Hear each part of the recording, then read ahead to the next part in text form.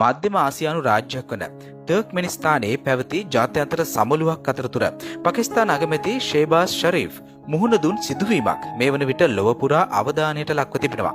එරට අෂ්කබාද් අගනුවර පැවති එම සමුළුවට රුසියානු ජනාධිපති ව්ලාදිමිර් පුටින් ඇතුළු රාජ්‍ය නායකයින් රැසක් සහභාගී වූ අතර එහිදී පාකිස්තාන අගමැතිවරයා සහ රුසියා ජනාධිපතිවරයා අතර ද්විපාර්ශ්වික හමුවක්ද සූදානම් කර තිබුණා. කෙසේ වෙතත් එම ද්විපාර්ශ්වික හමුව පැවැත්වීමට නියමිතව තිබූ ශාලාවට පාකිස්තාන අගමැතිවරයා පැමිණ විනාඩි 40ක පමණ කාලයක් රැඳී සිටියද ජනාධිපති පුටින් එහි නොපැමිණි බවයි වාර්තා වුණේ.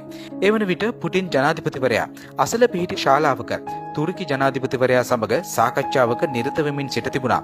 පුටින් ජනාධිපතිවරයාගේ පැමිණීම ප්‍රමාද වීමෙන් නොවිසිල්ලටපත් පාකිස්තාන අගමැතිවරයා පසුව අනාරාධිතවම රුසියා සහ තුර්කි ජනාධිපතිවරුන්ගේ හමුව පැවති ශාලාවට ඇතුළු වන දර්ශන පෙළක් විදේශ මාධ්‍ය වාර්තා කර තිබුණා. විනාඩි 10ක පමණ කාලයක් එහි ගත කිරීමෙන් පසුව අගමැති ෂරීෆ් පසුව එම ස්ථානයෙන් පිටව ගිය බවද සඳහන් වෙනවා.